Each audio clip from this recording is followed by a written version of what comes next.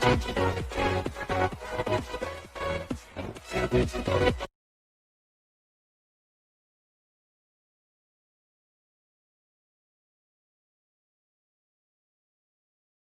morning students. Today's topic is class 10 chapter number 8 trigonometry. Trigonometry जो word है वो हमारा दो ग्रीक वर्ड से मिलके बना है, जो वर्ड है ट्राइगोनॉन और मैट्रॉन। ठीक है, जहां ट्राइगोनॉन का मतलब होता है ट्राइंगल, ठीक है, और मैट्रॉन का मतलब होता है मैलो। ठीक है, तो इससे एक बात निकल के आती है कि जो ट्रिग्नोमेट्री है, ट्रिग्नोमेट्री मैथमेटिक्स की वो ब्रांच है जो हमें ट्राइंगल की साइड्स की लेंथ और ट्राइंगल्स के एंगल के बीच में रिलेशन को दिखाता है। रिलेशन बिटवीन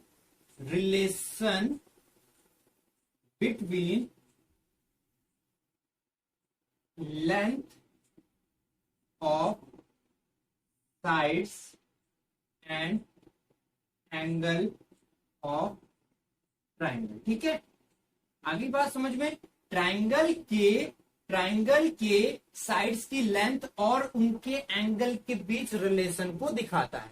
ठीक है, ट्रिग्नोमेट्री का जो जैसे मेनली यूज होता है वो आपका, जैसे अगर मैं आपको कहूं कि जैसे आपको एक बिल्डिंग की या एक टावर की क्या करनी है, हाइट फाइंड आउट करनी है विदाउट मेजरमेंट, मतलब बिना नापे आपको अगर किसी बिल्डिंग या किसी टावर की अगर हाइट निकालनी हो तो वो आप ट्रिग्नोमेट्री की हेल्प से निकाल सकते हैं।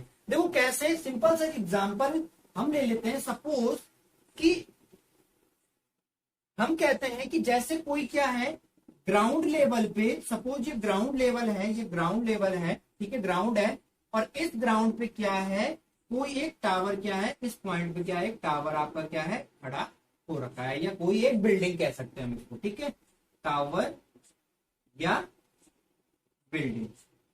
ठीक है, और इस बिल्डिंग की जो हाइट है वो बिना क्या करनी है, हमने बिना मेजरमेंट के हमने क्या करनी, फाइंड आउट करनी। तो इसलिए हम क्या करते हैं कि सपोज ग्राउंड पे कोई एक दूसरा पॉइंट है, एक पॉइंट जहां पर क्या है आपका बिल्डिंग खड़ी है या टावर खड़ा है, दूसरा कोई पॉइंट है कुछ डिस्टेंस पे, कुछ भी कोई भी एक डिस्टेंस हो सकती है, उस डिस्टेंस पे कोई एक पॉइंट है, तो उस पॉइंट की इस बिल्डिंग या टावर के टॉप से हम क्या कर देते हैं, इसके बीच जो एक एंगल फॉर्म होगा, ठीक है, ये हमें क्या करेगा, इस टावर की हाइट या इस बिल्डिंग की हाइट निकालने में हेल्प करता है। तो तब हमने क्या कहा था कि ट्रिग्नोमेट्री क्या है, किसी ट्राइंगल की साइड्स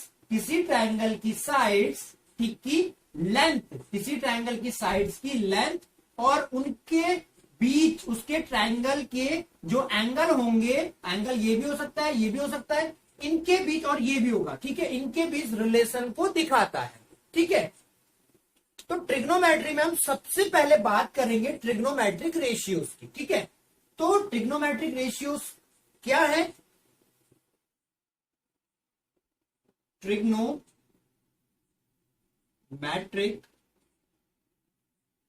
रेशियोज। ठीक है, ट्रिग्नोमेट्रिक रेशियोज क्या है, देखो ट्रिग्नोमेट्रिक जो रेशियोज होते हैं मेनली वो 6 टाइप के ट्रिग्नोमेट्रिक रेशियोज होते हैं। ठीक है, तो हम इसमें देखते हैं सबसे पहले ट्रिग्नोमेट्रिक रेशियोज में, तो जो पहला होता है वो आपके पास होता है साइन। ठीक है, दूसरा आपके पास होता है कोसाइन। ठीक, थर्ड होता है आपके पास टेंजेंट, फोर्थ होता है आपके पास कोसेकेंट, फिफ्थ होता है आपके पास सेकेंड, एंड सिक्स्थ होता है आपके पास कोटेंजेंट। ठीक है, इसमें थोड़ा सा और बात करते हैं। जो साइन है, साइन को हम SIN भी लिखेंगे।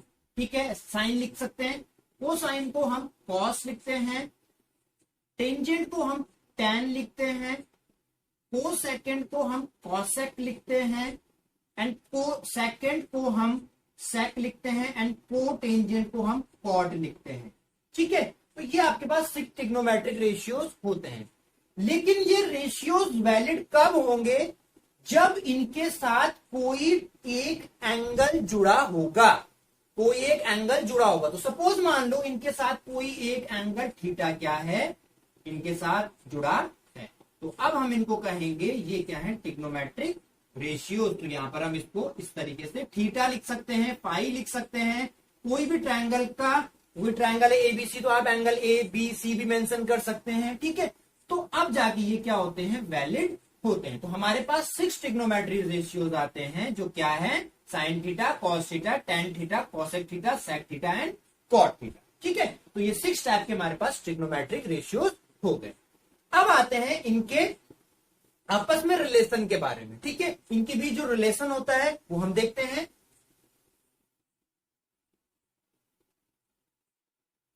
ठीक है, तो सबसे पहले बात आते हैं साइन थीटा। तो जो साइन थीटा होता है वो आपका कॉसेक थीटा का इनवर्स होता है, ठीक है। अगली बात समझ में, sine theta is equal to 1 cos theta, या हम ये कह सकते हैं कि sine theta is equal to the inverse of cos theta.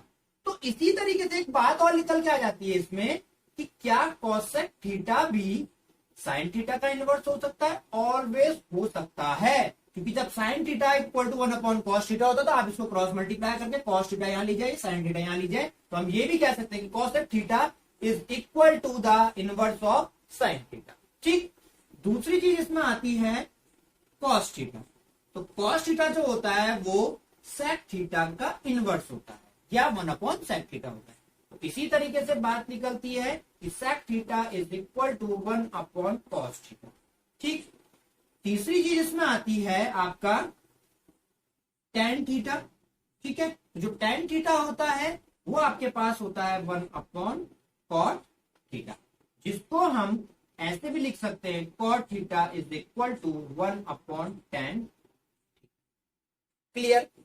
तो ये हमारे पास इनके बीच क्या था, एक रिलेशन था। तो साइन का कॉसेक के साथ, कॉस का सेक के साथ, टेन का कॉट के साथ। एक रिलेशन और आता है जो बहुत इंपॉर्टेंट है, वो ये है कि जो टेन थीटा होता है वो आपका sine theta upon cos theta होता है, sine theta upon cos theta होता है। Tan theta is equal to sine theta and cos theta, this is very important, ठीक। अब आते हैं इनकी वैल्यूज पे कि इनकी वैल्यूज हम कैसे फाइंड आउट करेंगे, ठीक है। तो जो हमारा अगला टॉपिक है वो है इनकी वैल्यूज हम फाइंड आउट करेंगे, ट्रिग्नोमेट्रिक रेशियोज।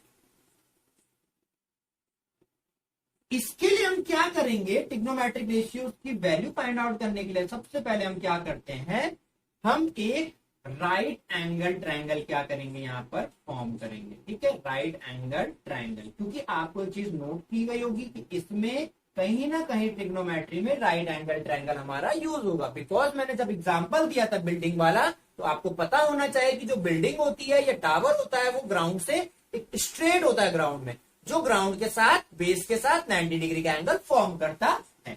तो सपोज यहाँ पर ये जो एंगल है ये है 90 डिग्री, ठीक है। इसको हमने ए नेम दे दिया, इसको हमने बी दे दिया, इसको हमने सी दे दिया, और सपोज हमने बोल दिया कि इस ए वर्टिसेस पे जो एंगल है वो थीटा है, ठीक है। अब इसमें हमारे पास जो रूल लगता है वो लगता है पाइथागोरस थ्योरम, ठीक है। तो राइट एंगल ट्रायंगल होता है तो पाइथागोरस थ्योरम लगना बहुत मामूली सी बात है कि पाइथागोरस थ्योरम लगेगी, ठीक है। तो ये होती है आपकी हाइपोटेन्यूज, जो राइट एंगल के ठीक अपोजिट जो साइड होती है उसको हम क्या बोलते हैं, उसको हम हाइपोटेन्यूज बोलते हैं। जो स्ट्रेट होती है 90 डिग्री का एंगल परपेंडिकुलर, एंड ये होती है आपकी बेस, ठीक है। रही बात पाइथागोरस फॉर्मूले की, तो पाइथागोरस जो फॉर्मूला होता है वो हमारे पास होता है हाइपोटेन्यूज का square is equal to the square of perpendicular पर plus square of the base. ये हमारे पास हाइपोटेन्यूज क्या हो गई, पाइथागोरस थ्योरम हो गई, ठीक है। अब आते हैं ट्रिग्नोमेट्रिक रेशियोज पे। तो ट्रिग्नोमेट्रिक रेशियोज में जो सबसे पहले रेशियोज था साइन थीटा, तो जो साइन थीटा की वैल्यू होती है वो होती है P अपॉन एच, ठीक है। P अपॉन एच मतलब P की जो भी वैल्यू होगी यहाँ पर, मतलब P की जो भी वैल्यू, मतलब BC की जो भी वैल्यू होगी P की, और H की जो वैल्यू होगी आप यहाँ पर रखेंगे तो आपको साइन थीटा की वैल्यू मिल जाती है। इसीलिए हम इसको ट्रिग्नोमेट्रिक रेशियोज बोलते हैं, रेशियोज में आता है ना, ठीक है। दूसरा हमारे पास आता है कॉस थीटा। तो जो कॉस थीटा होता है वो आपके पास होता है B अपॉन एच, ठीक है। और जो आपके पास थर्ड ट्रिग्नोमेट्रिक रेशियोज आता है वो आता है आपके पास टेन थीटा। जो आपका P अपॉन B होता है, ठीक है, जो आपके पास क्या होता है, P अपॉन B हमारे पास होता है। इनके ही जो इनवर्स थे, तो हम बात करते हैं, अगर हम बात करेंगे फोर्थ ट्रिग्नोमेट्रिक रेशियोज की बात करते हैं फोर्थ की, तो फोर्थ क्या होता है, साइन का इनवर्स था जो क्या था, कॉसेक थीटा। तो ऑब्वियसली बात है जो वैल्यू होगी वो भी इनवर्स हो जाएगी, it means H upon P, ठीक। फिफ्थ हमारे पास ट्रिग्नोमेट्रिक जो रेशियोज था वो था कॉस का इनवर्स, जिसको हमने सेक थीटा कहा था, ठीक है, और जो सेक थीटा कॉस थीटा की वैल्यू थी वो थी B upon H, it means sec theta क्या है, कॉस थीटा का इनवर्स है, इट मींस H अपॉन, ये आपके पास इसकी वैल्यू आ गई, ठीक है। And six and the last क्या आता है आपके पास, कॉट थीटा, जो क्या होता है आपके पास टेन थीटा का inverse, it means B upon P हमारे पास ये क्या आ जाता है, ट्रिग्नोमेट्रिक रेशियो। तो ये क्या है हमारे पास 6 ट्रिग्नोमेट्रिक रेशियोज और उनकी वैल्यूज है हमारे पास यहाँ पर लिखी हुई। इनको याद करने का एक तरीका भी होता है कि आप इस तरीके से लिख सकते हैं, साइन का कॉस का लिखेंगे आप एक बार कॉस का, और एक बार आप लिखेंगे टेन का, ठीक है। और इनको आपने याद कर लिया, साइन कॉस टेन, ठीक है, साइन कॉस और टेन, ठीक है, और इनको याद कर लिए तो आप बाकी तीन निकाल सकते हैं आराम से, cos theta, sec theta and cot theta, आप इजीली फाइंड आउट कर सकते हैं। तो इसको याद करने का तरीका होता है पंडित बद्री प्रसाद हर हर बोले। तो इस तरीके से भी आप इसको क्या कर सकते हैं, याद कर सकते हैं। जिनको याद करने में थोड़ी सी प्रॉब्लम होती है तो एक छोटी सी क्या है, ये ट्रिक है, ठीक है। अब हम लेते हैं इसके लिए एक छोटा सा एग्जाम्पल, जिससे सारी चीजें क्या हो जाएंगी आपकी क्लियर हो जाएंगी। हमारे पास एक एग्जाम्पल है, if sine theta is equal to 4/5 find the other trigonometric ratio. अब हमको पता है कि हमारे पास टोटल 6 ट्रिग्नोमेट्रिक रेशियोज होते हैं, जिसमें से एक ट्रिग्नोमेट्रिक रेशियोज हमें दिया है, हमें अदर 5 फाइंड आउट करने। तो देखो कैसे करते हैं। सबसे पहले आप लिखेंगे sine theta is equal to 4/5, और मेरे को एक बात और पता है कि जो साइन थीटा होता है वो P अपॉन H के इक्वल होता है। तो यहां से अगर मैं कंपैरिजन करूं तो कंपैरिजन करके एक बात निकल के आती है कि जो P की वैल्यू होगी मतलब परपेंडिकुलर होगा वो 4 होगा, और जो हाइपोटेन्यूज की वैल्यू होगी वो कितनी होगी, 5 होगी। तो इसलिए हम क्या कर देते हैं, एक छोटा सा राइट एंगल ट्रायंगल हम यहाँ पर क्या कर देंगे, ड्रॉ कर देंगे इस तरीके से, ठीक है। यहाँ पर हम राइट एंगल ट्रायंगल ड्रॉ किया, ये आपने A ले लिया, ये आपने B लिया, C 90 डिग्री, आपने यहाँ पर थीटा ले सकते हैं आप, ठीक है। अब आपको पता है P क्या होगा, ये होता है, ठीक है, ये परपेंडिकुलर है, तो परपेंडिकुलर की वैल्यू कितनी है, 4, हाइपोटेन्यूज की वैल्यू 5। तो सबसे पहले हम यहाँ पर निकालेंगे बेस की क्या वैल्यू होगी, बेस की वैल्यू क्या होगी। तो इसके लिए हम क्या करते हैं, पाइथागोरस थ्योरम क्या करेंगे हम यहाँ पर यूज करेंगे। तो पाइथागोरस थ्योरम होती है h² is equal to perpendicular का स्क्वायर प्लस बेस का स्क्वायर। h² मीन्स 5 का स्क्वायर, परपेंडिकुलर मीन्स 4 का स्क्वायर प्लस b², ये हो जाएगा 25 is equal to 16 plus b²। 25 minus 16 is equal to b², कितना आएगा, ये आपका आता है कितना, अगर मैं इसको सॉल्व करूं 25 में 16 जाएगा 9 इज इक्वल टू हो जाएगा b²। 9 किसका स्क्वायर होता है, 3 का, ये हो गया b², स्क्वायर से square cancel, so b is equal to 3। तो b की वैल्यू कितनी आ गई मेरे पास, 3 आ चुकी है। अब आते हैं ट्रिग्नोमेट्रिक रेशियोज, अदर की बात करते हैं। तो ट्रिग्नोमेट्रिक रेशियोज के लिए आपको तीनों वैल्यू फाइंड आउट करना जरूरी था। हमें 2 चीज पता थी, हमने तीसरी फाइंड आउट कर दी। अब हमें पता है कि कॉस थीटा क्या होता है, कॉस थीटा जो होता है वो होता है बेस अपॉन हाइट। तो बेस की वैल्यू कितनी है, 3, और हाइट की सॉरी बेस अपॉन हाइपोटेन्यूज, ठीक है, बेस की वैल्यू 3 और हाइपोटेन्यूज की वैल्यू 5। नेक्स्ट हमारे पास ट्रिग्नोमेट्रिक रेशियोज जो आता है वो आता है टेन थीटा। तो टेन थीटा क्या होता है हमारे पास, ये होता है P अपॉन B, ठीक है। तो P अपॉन B, P की वैल्यू कितनी है आपके पास, परपेंडिकुलर की 4, और बेस की वैल्यू कितनी है, 3।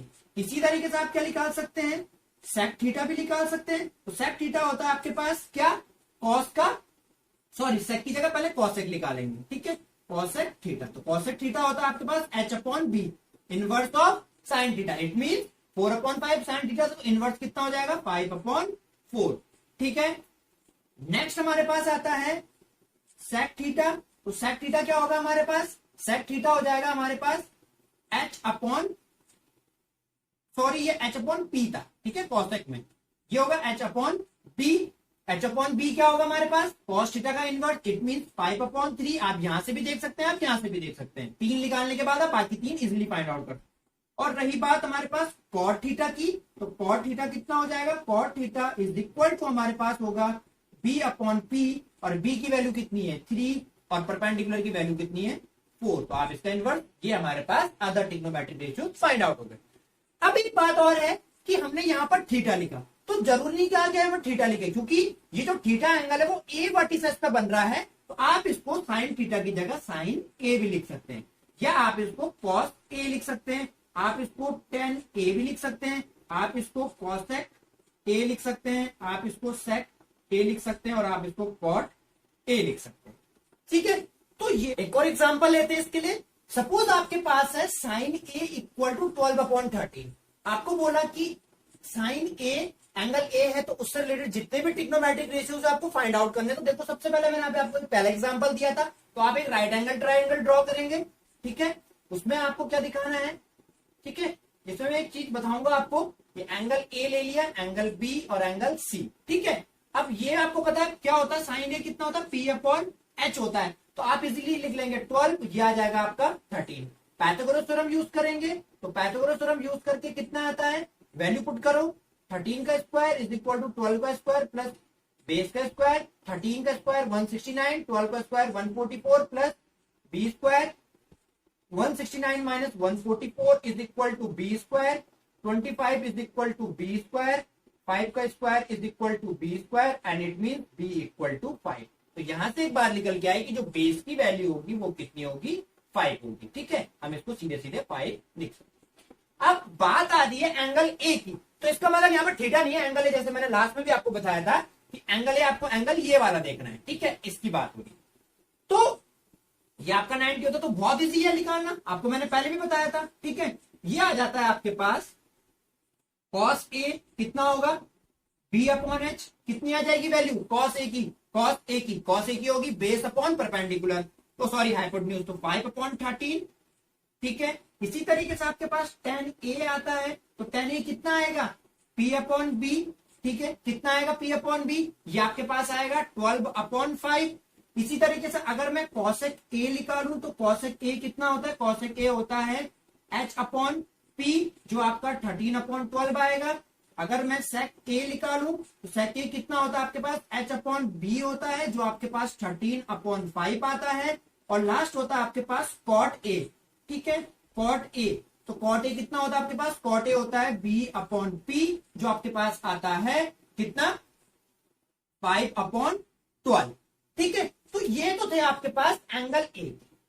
लेकिन अगर मैं बात करूं साइन सी की वैल्यू फाइंड आउट करो, ये तो आपको ये दे रखा था, साइन ए दे रखा था, तो आपने सारे निकाल दिए ए से रिलेटेड।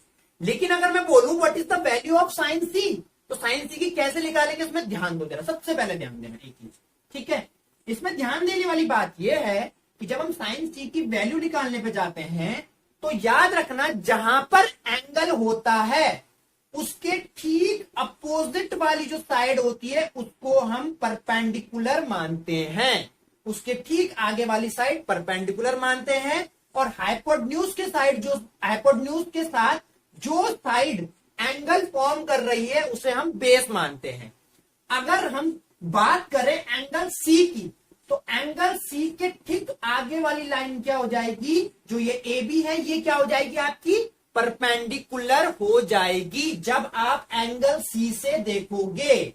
ठीक है, और हाइपोटेन्यूज के साथ जो साइड क्या कर रही है, हाइपोटेन्यूज के साथ जो साइड बेस बना रही है, उससे वो जो एंगल बना रही है उसे हम बेस बोलते हैं। इट मीन ये इस बार बेस हो जाएगा। ठीक है, तो बहुत सिंपल फॉर्मूला, सिंपल तरीका, अगर आप साइन सी निकालोगे तो साइन सी आपको पता है क्या होता है, मैं यहां पर करूंगा स्पेस के कारण, sine C is equal to होता है P अपॉन एच, और P अपॉन एच मतलब इस बार P कौन सा होगा 5 और H कितना है 13, एच हाइपोटेन्यूज आपकी सेम रहेगी। तो वैल्यू को कंपेयर करो, साइन ए की वैल्यू 12/13 और साइन सी की वैल्यू 5/13। नेक्स्ट आती है हमारे पास कॉस सी, तो कॉस सी कितना आएगा, ऑब्वियस सी बात है कॉस सी आपका हो जाएगा बेस अपॉन हाइपोटेन्यूज, इस बार बेस क्या है, बेस है 12/13। फिर आता है हमारे पास tan सी। ठीक है, tan सी क्या होगा P अपॉन बी, रूल तो वही लगेगा ना, रूल तो वही लगेगा, चेंजेस क्या होंगे परपेंडिकुलर एंड बेस। ठीक है, ये मत कहना कि फॉर्मूला भी चेंज होगा, फॉर्मूला सेम रहेगा चाहे एंगल कोई भी चेंज हो जाए, बस चेंज होते हैं परपेंडिकुलर और base according to angle, angle की डायरेक्शन देख के। ठीक है, यहां पर परपेंडिकुलर कितना हो गया आपका, परपेंडिकुलर है आपका 5 और बेस कितना हो गया आपका 12। ठीक है, तो आप देख सकते हैं, और आपको अगर इनका इनवर्स निकालना है तो सेक का क्या होता है, मैं डायरेक्ट लिख लूंगा, कॉसेक जो सी होगा, कॉसेक सी आपका आएगा 13/5। ठीक है, आपके पास अगर सेक सी की बात करेंगे तो सेक सी कितना होगा आपका 13/12, और अगर आप tan सी मतलब कॉट सी की बात करते हैं इनवर्स की, तो ये हो जाएगा आपके पास 12/5। तो अगर आप इनको इनसे कंपेयर करोगे, जो एंगल ए पे देखे थे एंगल सी पे, तो हर वैल्यू क्या होगी, चेंज होगी। ठीक है, तो ये ट्रायंगल के 3 एंगल होते हैं, 2 एंगल से तो हमने ट्रिग्नोमेट्रिक रेशियोज फाइंड आउट करना सीख लिया।